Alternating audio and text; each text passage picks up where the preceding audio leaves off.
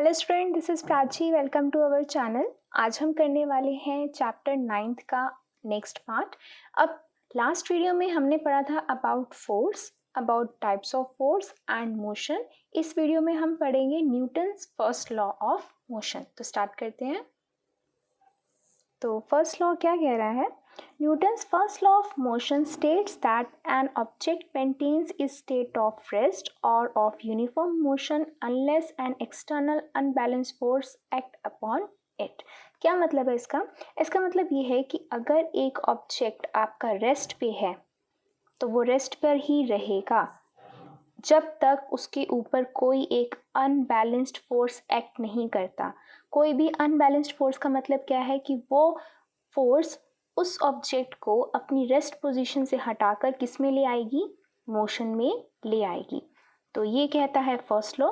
इसका सेकंड चीज़ क्या है? सेकंड केस क्या है कि अगर एक ऑब्जेक्ट ऑलरेडी मोशन में है, मूव कर रहा है, तो वो मूव ही करता रहेगा जब तक उसके ऊपर कोई अनबैलेंस्ड फोर्स एक्ट नहीं करता, यानी कि उसको यहाँ से कोई उतना इक्वल पुश नहीं मिलता जब तक वो रुक ना जाए या रेस्ट पे ना आ जाए। यानी कि अगर उसकी स्टेट ऑफ रेस्ट है, वो रेस्ट पे रहेगा। अगर उसकी स्टेट मोशन है तो वो मोशन में ही रहेगा जब तक उसके ऊपर कोई भी एक अनबैलेंस्ड फोर्स एक्ट नहीं करता। जैसे ही अनबैलेंस्ड फोर्स एक्ट करेगा, रेस्ट वाला ऑब्जेक्ट मोशन में आ जाएगा और मोशन वाला ऑब्जेक्ट रेस्ट पे आ जाएगा। ये कहता है आपका Newton's first law of motion.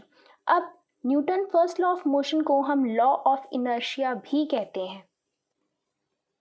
Newton's first law of motion is also called law of inertia. तो इसको हम लॉ ऑफ इनर्शिया भी कहते हैं। वाई? क्यों कहते हैं? क्यों पढ़ने से पहले हमें पता होना चाहिए इनर्शिया होता क्या है। तो let us discuss about inertia which is very important.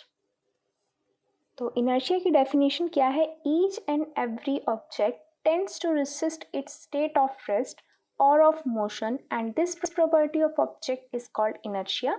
ये तो हो गई आपके पास डेफिनेशन। इसका एक्चुअल मीनिंग क्या है? एक्चुअल मीनिंग ये है कि जब कोई ऑब्जेक्ट रेस्ट पे था तो वो रेसिस्ट कर रहा था, यानी कि वो रोक रहा था कि खुद को मोशन में आने से। तो अगर कोई रेस्ट पे है तो वो रेस्ट पे रहना पसंद करते हैं, वो रोकते हैं अपनी स्टेट ऑफ रेस्ट, वो नहीं जाना चाहते मोशन में। This is called inertia.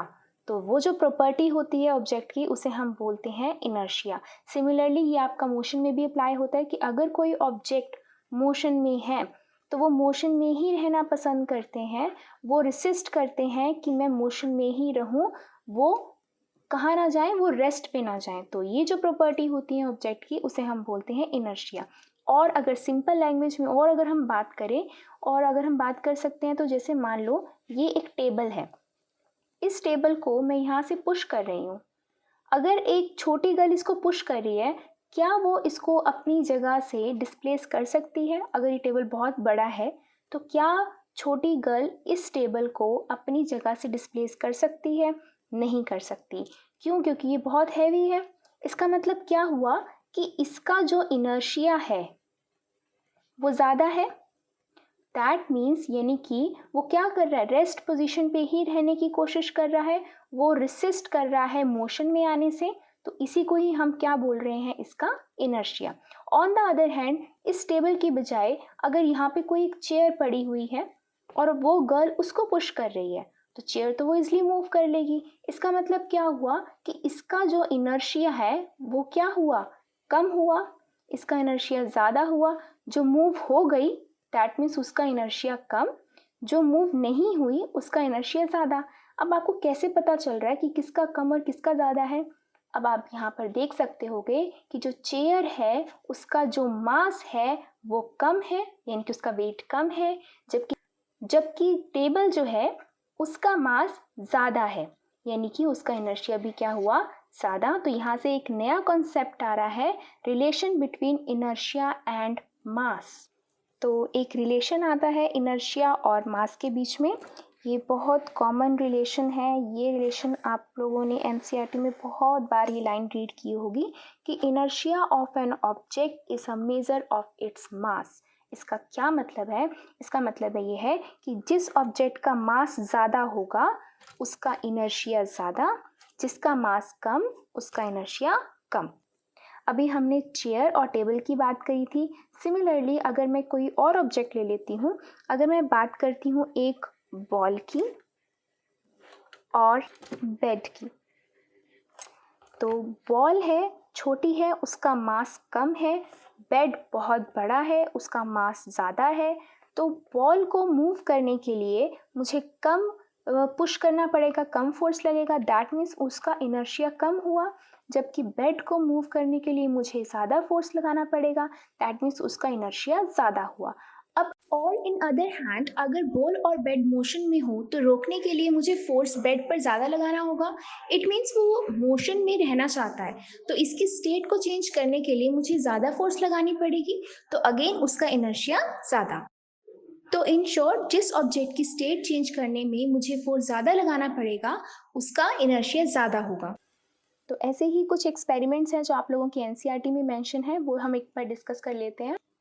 जैसे आपके पास ये एक्सपेरिमेंट है जो आपको एनसीईआरटी में मेंशन भी है। इसमें क्या किया है, हमने सबसे पहले एक नीचे ग्लास रखा है, उसके ऊपर कार्डबोर्ड रखा है और उसके ऊपर एक हमने 5 रुपये का कॉइन रख दिया। मैंने क्या किया है, मैंने मूव किया है कार्डबोर्ड को, कार्डबोर्ड के ऊपर मैंने क्या लगाया, फोर्स लगाया है। कार्डबोर्ड अपनी जगह से डिस्प्लेस हो गया, जबकि जो कॉइन था वो कहाँ गिर गया, ग्लास में गिर गया। इसका क्या मतलब है? इसका मतलब ये है कि मैंने फोर्स लगाया है किसके ऊपर, कार्डबोर्ड के ऊपर, तो कार्डबोर्ड किस में आ गया, मोशन में आ गया। जबकि जो कॉइन था, ये वाला कॉइन, वो इसी पोजीशन पे था, यानी कि वो रेस्ट पे था। तो उसने क्या किया, अपनी टेंडेंसी को मेंटेन किया और वो रेस्ट पे ही रहने की कोशिश की, तो जिसकी वजह से वो किस में फॉल कर गया, ग्लास में फॉल कर गया। तो इसका मतलब क्या हुआ कि जो कॉइन था वो आपका था रेस्ट पे, यानी कि इनर्शिया ऑफ रेस्ट, एंड जो कार्डबोर्ड था वो किस पे आ गया, इनर्शिया ऑफ मोशन पे आ गया। तो यहाँ से आपके पास दो चीज़ें आती हैं, एक इनर्शिया ऑफ रेस्ट और एक इनर्शिया ऑफ मोशन। तो अब हम उसको डिस्कस करते हैं। तो दो केसेस आते हैं, inertia of rest and inertia of motion. तो हमने अभी बताया कि इनर्शिया क्या होता है कि कोई भी ऑब्जेक्ट अगर अपनी प्लेस पर पड़ा हुआ है तो अपनी ही प्लेस पे रहना चाहता है, चाहे वो रेस्ट पे पड़ा तो वो रेस्ट पे रहना पसंद करेगा, अगर वो मोशन पे है तो मोशन पे रहना पसंद करेगा। तो वहीं से हमारे पास दो टाइप्स आ गई है कि जब ऑब्जेक्ट अपोज करता है रेस्ट की स्टेट को, यानी कि रेस्ट पे ही रहना पसंद करेगा, तो उस स्टेट को हम बोलेंगे कि वो किस पे है, इनर्शिया ऑफ रेस्ट पे है। जबकि अगर कोई ऑब्जेक्ट ऑलरेडी मूवमेंट में है और वो अपोज करता है अपनी स्टेट ऑफ मोशन को, यानी कि उसे अपनी मोशन की स्टेट में ही रहना है, तो उस स्टेट को हम बोलेंगे इनर्शिया ऑफ मोशन। तो आपके पास जो क्वेश्चन आता है इस टॉपिक के ऊपर, या तो ऐसे आएगा कि what is inertia and how it can be measured. Also इसके ऊपर क्वेश्चन डिफरेंट टाइप से आते हैं, कॉन्सेप्चुअल क्वेश्चंस आते हैं। कॉन्सेप्चुअल के लिए हम डिस्कस करते हैं। तो ये हैं कुछ एग्जाम्पल जिनके बेसिस पे आपके पास क्वेश्चन आते हैं लॉज ऑफ इनर्शिया पे। तो अब ये जो मैंने 5 पॉइंट्स लिखे हैं, इनके ऊपर 5 कॉन्सेप्चुअल क्वेश्चंस आ सकते हैं। तो सबसे पहला पढ़ते हैं, व्हेन अ बस और a car suddenly starts moving forward the passengers fall backward.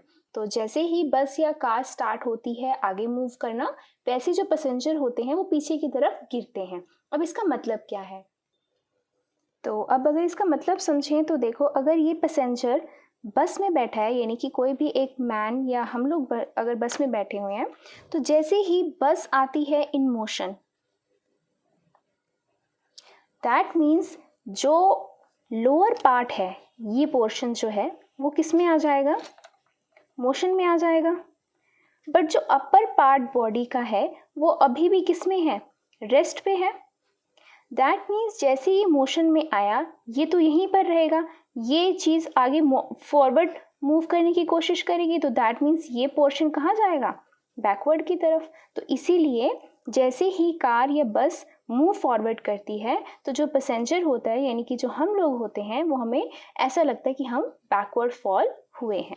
तो ये एग्जाम्पल हुआ इनर्शिया ऑफ रेस्ट का, बिकॉज अपर पार्ट रेस्ट में था, वो रेस्ट में रहना चाहता है, तभी नीचे वाला पार्ट आगे चला गया, बट ऊपर वाला पार्ट पीछे रह गया, दैट्स वाई हमें पीछे की तरफ धक्का लगता है। सिमिलरली अगर इसका सेकेंड पार्ट देखें, when the driver of a bus running at a high speed suddenly applies the brake, the passenger experiences a forward push. तो इस केस में क्या कह रहा है, अगर इस केस को अगर हम डिस्कस करें कि जब एक ड्राइवर जो एक हाई स्पीड पर बस या कार चला रहा है वो अप्लाई करता है ब्रेक, तो पैसेंजर जो है वो फॉरवर्ड की तरफ पुश होता है। इसका क्या मतलब है? इसका मतलब ये है कि जैसे ही बस पहले किस में थी, मोशन में थी, जैसे ही ब्रेक अप्लाई करी तो बस एट रेस्ट आ गई, रेस्ट पे आई, तो दैट मीन्स जो पैसेंजर का लोअर पार्ट है वो किस में आ गया, रेस्ट में आ गया, बट मैन का जो अपर पार्ट है वो अभी भी किस में रहा, मोशन में रहा। ये रेस्ट पे आ गया यानी कि ये चीज़ रुक गई, बट ये चीज़ मोशन में रही। ये रुक गई तो दैट मीन्स यहीं रुक गई, बट ये मोशन में थी तो आगे की तरफ मोशन में थी। तो इसका क्या मतलब हुआ कि जो पैसेंजर है वो फॉरवर्ड की तरफ पुश हो जाएगा, फॉरवर्ड की तरफ गिर जाएगा। तो ये एग्जाम्पल हुआ इनर्शिया ऑफ मोशन का, बिकॉज अपर पार्ट मोशन में था, वो मोशन में रहना चाहता था, तभी नीचे वाला पार्ट तो रुक गया, बट अपर वाला पार्ट आगे चलता रहा, दैट्स वाई हमें आगे की तरफ धक्का लगता है जब बस रुकती है। ऐसे अगर इसका थर्ड पार्ट अगर हम डिस्कस करें, then a carpet is beaten with a stick, the dust particle comes out of it. जैसे ही कारपेट को हम बीट करते हैं तो जो डस्ट पार्टिकल होते हैं वो उसमें से बाहर आ जाते हैं। अब देखो अगर मैं इसको भी डायग्राम से अगर आपको समझाऊं, ये कारपेट को मैंने बीट किया विद स्टिक, कारपेट यहाँ पर क्या था, रेस्ट पे था, दैट मीन्स डस्ट पार्टिकल भी यहाँ पर रेस्ट पे थे। जैसे ही मैंने इसको बीट किया स्टिक से तो कारपेट किस तरह से हो गया, काइंड ऑफ दिस। जैसे ही वो नीचे की तरफ हुआ यानी कि ये मोशन में आ गया, और जो डस्ट पार्टिकल थे that was still at rest, तो जो डस्ट पार्टिकल थे फिर भी रेस्ट पे ही थे, तो यानी कि ये क्या हो गए, कम्स आउट ऑफ कारपेट, तो कारपेट से वो बाहर की तरफ आ गए। Rest, both are at rest, जैसे ही स्टिक से बीट करा तो ये कारपेट आ गया मोशन में, डस्ट पार्टिकल वहीं रह गए। तो ये हुआ एग्जाम्पल इनर्शिया ऑफ रेस्ट का, बिकॉज डस्ट पार्टिकल्स रेस्ट पे थे, वो रेस्ट पर ही रहना चाहते थे। सिमिलरली अगर इसका नेक्स्ट पार्ट अगर हम डिस्कस करें, a luggage is usually tied with a rope on the roof of the bus और कार। तो जो लगेज होता है वो हम हमेशा जो कार या बस की छत पे हम रस्सी से क्यों बांधते हैं, देखो तो ये एक व्हीकल जिसके ऊपर मैंने रूफ पे एक लगेज टाई कर रखा है एक रोप से, रस्सी से। ऐसा हम क्यों करते हैं, देखो जब ये आपका व्हीकल मोशन में है तो लगेज भी मोशन में है, जैसे ही आपका व्हीकल रेस्ट पे आया but luggage is still in motion, तो जैसे ये रुक गया लगेज क्या होगा, लगेज तो स्टिल मोशन में है तो वो आगे ही जाने की कोशिश करेगा, आगे ही जाने की कोशिश करेगा तो लगेज जो होगा वो आगे की तरफ गिर जाएगा, जिसकी वजह से हमें उसे क्या बांधना पड़ता है, रस्सी से बांधना पड़ता है। तो दोबारा अगर हम देखें तो फर्स्टली दोनों इनिशियली बोथ मोशन में है, जैसे ही व्हीकल आपका रेस्ट में आया luggage is still in motion, तो वो आगे की तरफ फॉल कर जाएगा। तो ये हुआ इनर्शिया ऑफ मोशन का एग्जाम्पल। सिमिलरली अगर इसका लास्ट पार्ट देखें, then we vigorously shake the branch of the tree, some of the leaves and the fruits fall from the tree. अब अगर इसको फिर से अगर हम एक डायग्राम से समझें तो ये एक हरा भरा ट्री है जिसके ऊपर फ्रूट्स लगे हुए हैं, फ्लावर्स हैं, लीव्स हैं। तो जैसे ही हमने इसको शेक किया, पहले सभी के सभी किस पे हैं, रेस्ट पे हैं। जैसे ही मैंने ट्री को शेक किया, ट्री किस में आ गया, मोशन में आ गया, लेकिन जैसे ही ट्री मोशन में आया but the fruits and leaves and flowers are still at rest, जैसे ही वो रेस्ट पे हैं, ये मोशन ये रेस्ट, तो क्या हो जाएगा, वो आपस में क्या हो जाएंगे, सेपरेट हो जाएंगे, तो जो फ्रूट्स वगैरह होंगे नीचे फॉल कर जाएंगे। तो ये हुआ इनर्शिया ऑफ रेस्ट का एग्जाम्पल। तो अभी तो मैंने आपको inertia of motion and rest का कॉन्सेप्ट समझाया है एग्जांपल्स देकर, बट जब हम इनके ऊपर क्वेश्चंस करेंगे तो उन्हें कैसे अटेम्प्ट करना है वो मैं आप लोगों को अलग वीडियो में समझाऊंगी, जब हम एग्जांपल्स इन टेक्स्ट और एक्सरसाइज सॉल्व करेंगे। अभी हम इस चैप्टर के सारे कॉन्सेप्ट स्ट्रॉन्ग करेंगे, तो अभी हम नेक्स्ट वीडियो में पढ़ेंगे second law of motion. Hope you will like this video.